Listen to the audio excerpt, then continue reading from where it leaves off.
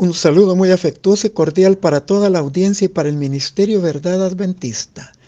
Agradecemos a Dios por la oportunidad de estudiar el tema del gran conflicto y por la lección número 5 programada para el sábado 4 de mayo, Fe contra todo pronóstico. En mi corazón he guardado tus dichos para no pecar contra ti, Salmo 119, 11. En el estudio del gran conflicto se nos invita a un análisis reflexivo acerca del importante papel de Dios y su palabra en la vida de los reformadores. Ellos aprendieron a vivir de toda palabra que sale de la boca de Dios. Sus creencias y doctrinas eran bíblicas y parte inseparable de sus vidas. No estaban dispuestos a renunciar a ellas, ni perder su identidad ni su integridad. Y si el precio a pagar era el martirio, lo aceptaban con mucha paz interior.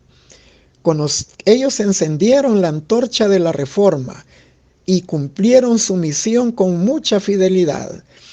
Pero existen verdades que ellos no recibieron en su época, pero que han sido reveladas en este tiempo del fin, y que debemos de tomar nosotros entonces la antorcha de la verdad donde ellos la dejaron, y avanzar con conciencia profética en cumplimiento de la misión de llevar esta luz de la verdad presente a todo el mundo, concluyendo así con la reforma. En nuestro estudio consideraremos las 5 solas de la Reforma Protestante, el papel central que desempeñó la Sagrada Escritura en la vida y experiencia de los reformadores en los siguientes puntos. Número 1. La sola Escritura, y solo a Dios sea la gloria, el fundamento de la fe cristiana. Y 2. La sola gracia, la sola fe y solo Cristo, el fundamento de la salvación. Finalizando, como es nuestra costumbre, con las aplicaciones pertinentes. Comencemos con la sola Escritura y solo a Dios gloria, el fundamento de la fe cristiana. En 2 de Timoteo 3:16 leemos: toda la Escritura es inspirada por Dios y es útil para enseñar, para redarguir, para corregir, para instruir en la justicia. El papel central del estudio de las Sagradas Escrituras fue lo que llevó a los reformadores a la formulación de las llamadas 5 solas de la Reforma Protestante. Y la sola Escritura fue la que los condujo primero a una reforma hermenéutica, es decir, en el entendimiento de las Escrituras, y luego los llevó a una reforma eclesiástica, a hacer los cambios necesarios y respectivos conforme a la luz que recibieron. A través del estudio de la Biblia redescubrieron las enseñanzas de la Iglesia Apostólica, se propusieron un retorno a la piedad primitiva e hicieron de las Escrituras su regla de fe y de práctica. Atesoraron sus normas y principios y aprendieron que ellas son su propio y mejor intérprete. Las Escrituras irradian gozo en medio del dolor, esperanza para enfrentar el desaliento, son luz para avanzar en las horas oscuras del proceso probatorio, son dirección y certeza en momentos de perplejidad y de confusión, dan fuerza en la debilidad y sabiduría en la ignorancia. Cuando nos apropiamos de sus promesas, recibimos el poder vivificante de Dios que vigoriza nuestras facultades físicas, mentales, emocionales y espirituales. Los reformadores aprendieron a vivir por la palabra y sabían que sin su poder no resistirían las fuerzas del mal. Sus vidas tenían ahora un propósito y estuvieron dispuestos aún al sacrificio para que otros tuvieran acceso como ellos a las Escrituras. Tenemos el ejemplo de Juan Wycliffe. Su pasión por traducir la Biblia al inglés encendió la luz de la verdad en toda Europa y fue llamado el lucero de la Reforma y el heraldo de la Reforma para toda la cristiandad. Dios le había señalado a Juan Wycliffe su obra, puso en su boca la palabra de verdad y colocó una custodia en derredor suyo para que su palabra llegara a oídos del pueblo. Su vida fue protegida y su obra continuó hasta que hubo echado los cimientos para la grandiosa obra de la Reforma. Conflicto de los Siglos, páginas 77 y 78. Aunque no pudo ser alcanzado por la Inquisición romana, fue juzgado y condenado como hereje, y en su juicio Wycliffe hizo un serio llamado. ¿Contra quién pensáis que estáis contendiendo? ¿Con un anciano al borde del sepulcro? No, contra la verdad, y la verdad que es más fuerte que vosotros os vencerá. Y diciendo estas palabras se retira de la asamblea sin que ningún adversario intentara detenerlo. Conflicto de los Siglos, página 83. Como buen lector de las Escrituras, él leyó que Pablo había escrito: porque nada podemos contra la verdad, sino solo en favor de la verdad. Segunda de Corintios 13:8. Y estas últimas palabras de John Wycliffe se cumplieron cuando la luz de la verdad divina disiparon la oscuridad de la Edad Media. En Daniel 12:3 leemos también: los entendidos resplandecerán como el resplandor del firmamento, y los que enseñan la justicia a las multitudes como las estrellas a perpetua eternidad. Y otro de los reformadores que contribuyó en continuar la obra de Wycliffe fue William Tyndale. En Inglaterra hizo una traducción exacta y legible de la Biblia. Su obra más importante fue traducir del inglés directamente de los idiomas originales del Nuevo Testamento las escrituras en su idioma, y no tomando como base la Vulgata latina como había hecho Juan Wycliffe 200 años atrás. Para dicho fin utilizó la edición griega del texto bíblico publicado por Erasmo de Rotterdam, conocido como el Textus Receptus o texto recibido, y que es la base de las versiones de la Biblia de la Reforma Protestante. Tyndale respiró por última vez el 6 de octubre de 1536, y sus últimas palabras fueron una oración que Dios contestó posteriormente. Las expresó con celo y a viva voz: Señor, abre los ojos del rey de Inglaterra. Y 4 años más tarde se publicaron 4 traducciones inglesas de la Biblia. En 1611 se imprime la versión bíblica del rey Jacobo, conocida como King James, por 54 eruditos, basada en gran medida en la obra de William Tyndale. Se estima que en el Antiguo Testamento la King James de 1611 ocupó un 76% de la traducción de Tyndale, y en el Nuevo un 83% de la misma. En el 2011 la versión King James celebró su 400 aniversario y superó el hito de los 1.000 millones de Biblias impresas en 2.454 idiomas, que han impactado a decenas de millones de vidas en el mundo. Sin importar lo difícil que pareciera ni lo desafiante que fueran las circunstancias, la obra de Wycliffe y el sacrificio de William Tyndale valieron la pena, marcaron un hito dentro de la historia del cristianismo de Inglaterra y fueron determinantes para la salvación de muchas almas para la eternidad. Continuamos con solo la gracia, solo la fe y solo Cristo, el fundamento de la salvación. Los reformadores estaban conscientes de que los escritores bíblicos eran inspirados por el Espíritu Santo, segunda de Pedro 1, 20, 21, y al igual que Pablo se alegraban por el poder transformador de las vidas que posee la palabra de Dios, primera Tesalonicenses 2, 13. La Biblia es la palabra de Dios y es el medio principal y autorizado por el cual Dios se revela a la humanidad. Él inspiró a sus escritores para que expresaran en sus propias palabras el mensaje divino.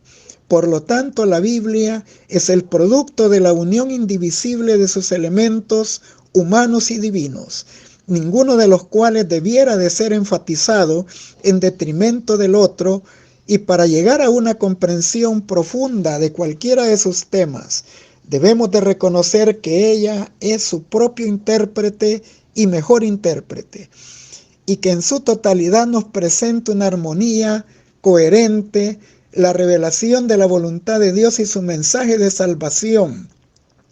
Y es la única norma por la cual ha de probarse toda enseñanza y toda experiencia religiosa.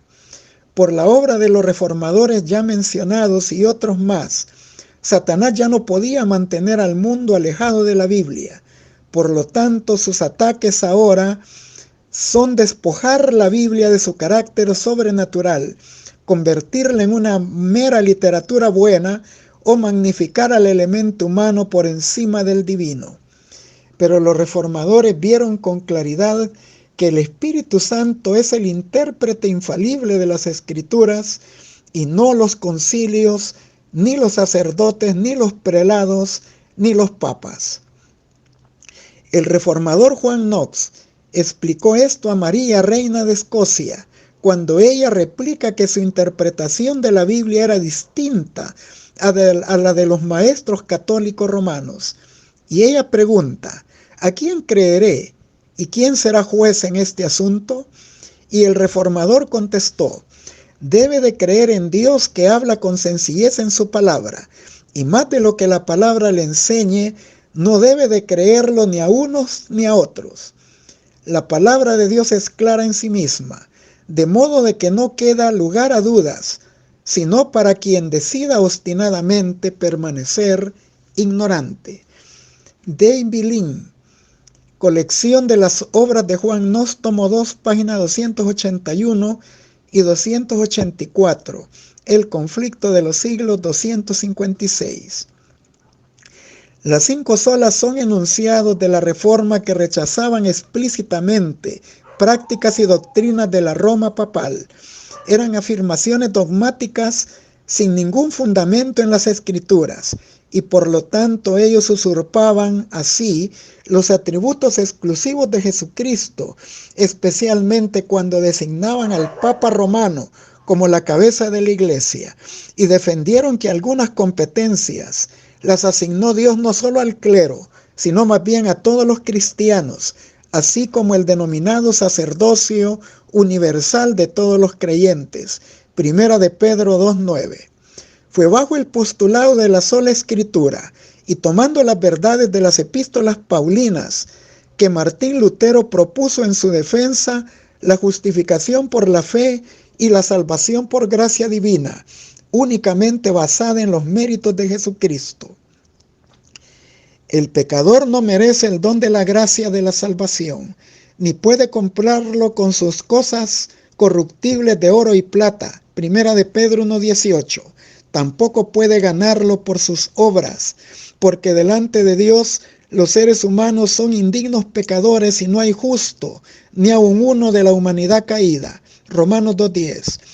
El mensaje de la justificación por la fe se basa únicamente en los méritos de Jesucristo y es el corazón del mensaje de la Reforma protestante.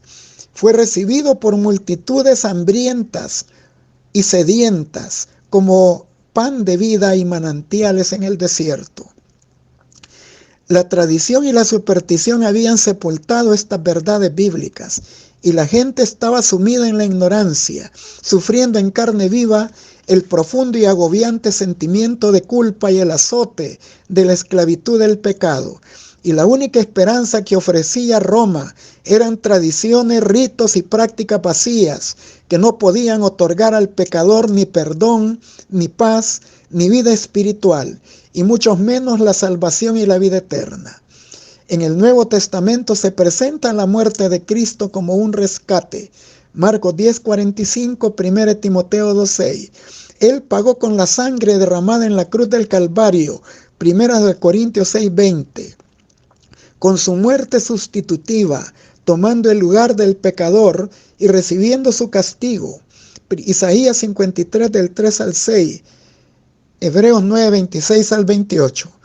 Cuando el pecador acepta a Jesús como su Salvador, acepta que por su muerte en la cruz murió en su lugar y le otorga el perdón, al imputarle Dios los méritos de la vida justa y santa de Cristo. Segunda de Corintios 5:21. Y sólo así puede escapar de la condenación y entrar en la vida eterna.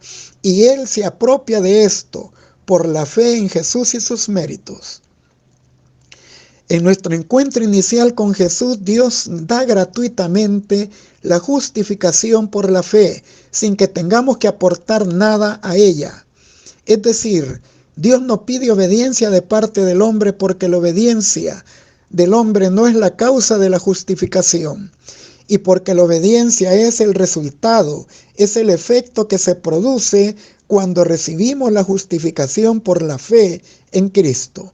Y se expresa como una respuesta voluntaria, gozosa y producto de la maravillosa e inmerecida gracia de Dios en nuestras vidas.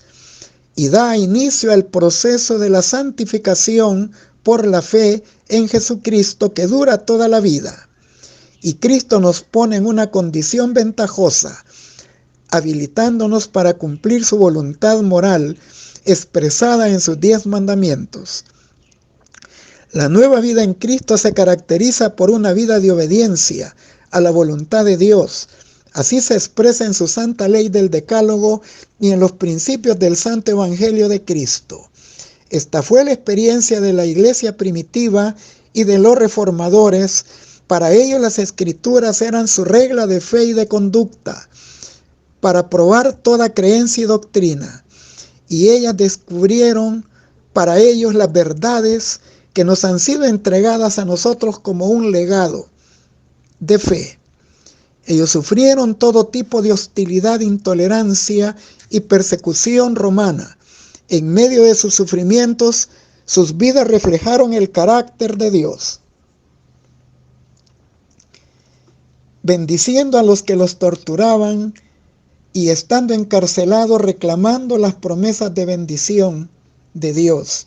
Sabían que ellos eran libres en Jesucristo, libres en las verdades de la Biblia, libres en la esperanza de su próximo regreso, y su anhelo era llegar a reunirse con Él en la ciudad cuyo arquitecto y constructor es Dios.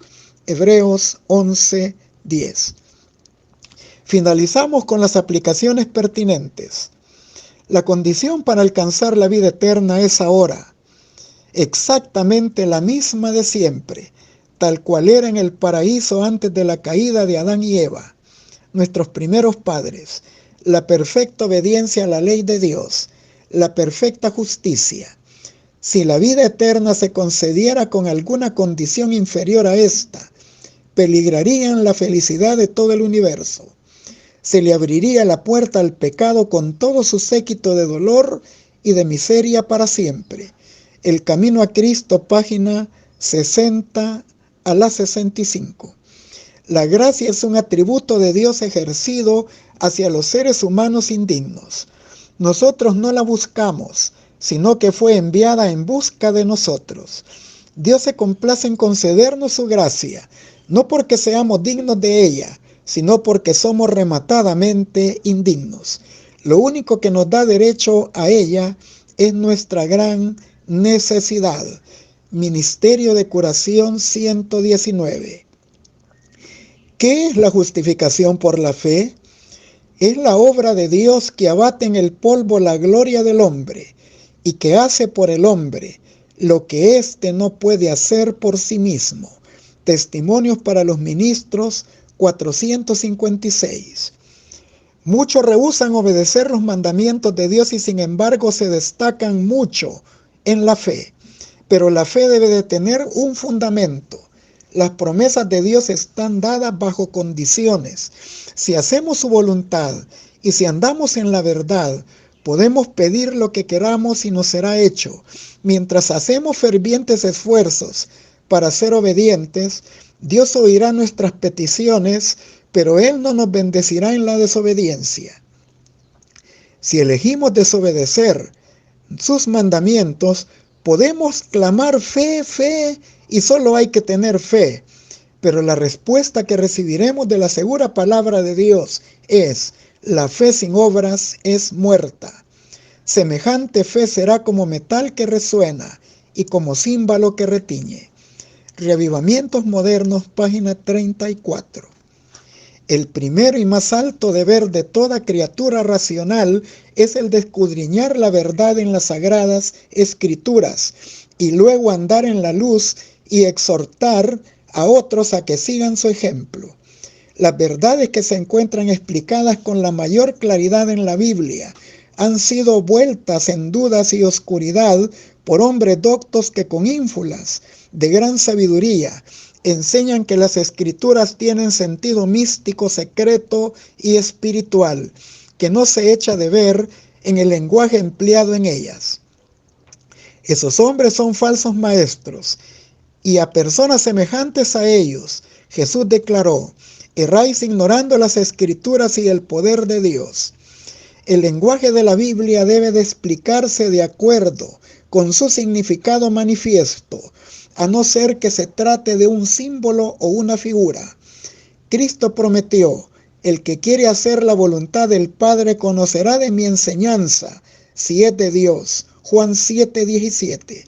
Si los hombres quisieran tan solo aceptar lo que la Biblia dice y no hubieran falsos maestros para alucinar y confundir las inteligencias, se realizaría una obra que alegraría a los ángeles y que traería al rebaño de Jesús a miles y miles de almas actualmente sumidas en el error.